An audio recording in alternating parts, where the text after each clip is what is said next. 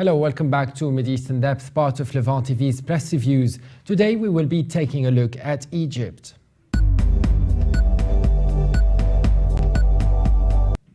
Can social media sway Egypt's youth vote? An article in the Washington-based Al-Monitor by Ahmed Hamdi, who says since the electoral campaigning period got underway in the Egyptian presidential elections, it has become clear that both candidates Abdel Fattah AL-Sisi and leftist politician Hamdin Sabahi have resorted to unusual advertising avenues to advance their campaigns. In the past, elections in Egypt were synonymous with the spread of giant banners erected by the candidates along the streets, surrounded by posters carrying their pictures or slogans plastered on city walls and supplemented by radio and TV ads. This form of traditional campaigning was further enhanced during the 2012 elections by public relations efforts on social networking sites such as Facebook and Twitter in an attempt to keep up with the times and reach the younger generation. The youth proved the efficacy of these sites to effect change on the ground when they used Facebook to light the spark for the January 25th revolution. Sisi also opened accounts on Google+, Instagram, as well as a channel on YouTube. All these came to supplement his official website, which was effectively launched when the electoral campaigning period began, and which contains all the information, photos, videos, and news pertaining to the campaign. Sabahi did not content himself with his pages on Facebook and Twitter either, and also launched an official website that contains news, the program of and everything related to his electoral campaign. Sabahi's campaign organizers did not overlook YouTube and emulated Sisi by launching a dedicated channel of their own. But Sabahi, contrary to Sisi, did not bother to publish Instagram pictures of him with his guests. He preferred instead to publish and share audio clips that introduced the candidate, as well as the opinions of some celebrities about him, through a newly opened account on SoundCloud. Hamdi argues the use of websites specializing in the publishing of photos, videos, and audio files might be indicative of a great technological evolution in the manner and methods used to spread political advertising in Egypt. Even though Facebook and Twitter were used in the past elections, the country never before witnessed an organized online political media campaign such as the one underway in the current elections. This development reflects an awareness by both competing camps of the importance of communicating with the youth through the use of the latter's preferred methods of communication, according to Abdul Rahman Magdi, a professor at the Faculty of Information at Ahram Canadian University. Also in Egypt, let's see what the London-based Middle East Monitor just wrote.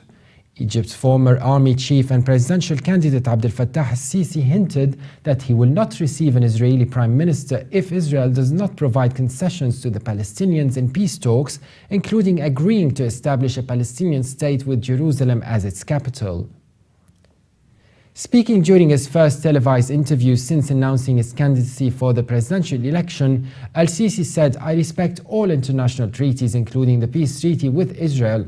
And when asked if he would meet Israel's prime minister if he's elected president, Al-Sisi said, "Let them help us with the Palestinians first."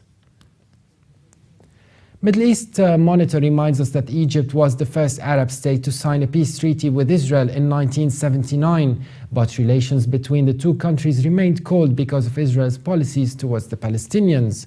Al-Sisi refused to answer whether Hamas was an enemy of Egypt and refused to link the strained relationship between Egypt and the Islamic movement and the Palestinian cause as a whole.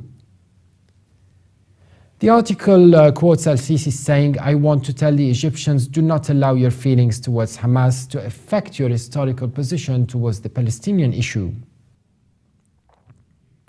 And joining us today over the phone is London-based Dr. Wafik Mustafa, political analyst and founder and chairman of the Conservative Arab Network. Thank you very much for joining us. Thank you. What do you think, Dr. Mustafa, of General Sisi's message that Jerusalem should be the capital of a possible Palestinian state? Well, I think it's a very important political announcement from General Sisi, as I don't know how far he has got involved with the Israeli-Palestinian Arab issues but certainly it's a very big point. And I don't know what's the response from the Israeli, or has he discussed this with the Palestinians beforehand? But certainly, it is a very important from the policy makers' point of view in Israel and Arab world, and even Egypt itself, because what commitment he would have had with the relationship between Egypt and Israel as it stands now. Is it going to cool down or going to move forward? And do you personally support such a statement? I'm sorry? Do you support Sisi's statement yourself? No, I don't put my personal views on that particular point, because I don't know on what grounds he passed a statement, and I haven't read about it in detail.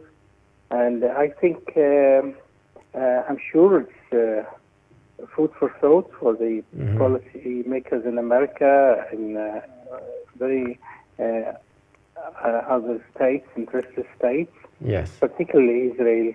I don't know, is this a major policy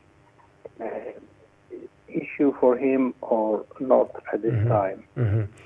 My second question would be, do you believe Sisi is sending mixed messages there in a language that is not particularly clear, because he is still a candidate for the presidency? Do you think it could all fall under campaign talk? Well, it can be campaign talk, but I would have thought the issues, the domestic problems and security issues inside Egypt, the relationship with political Islam and the 20,000 people in prisons and 500 people who were sentenced to death. I said this is our major issues, and poverty. So in Egypt, I think he's got so many things in his plate. So I don't know about his foreign policy ideas, but we got to hear about domestic agenda, what exactly he's going to do. Thank you very much, Dr. Mustafa, also the author of Egypt, the Elusive Arab Spring, a book which will be launched at 6 p.m. on the 15th of May at the Royal United Services Institute for Defence and Security Studies in London. Thank you very much again for joining us. Thank you. And for more updates, please visit levant.tv. Thanks for watching, and bye for now.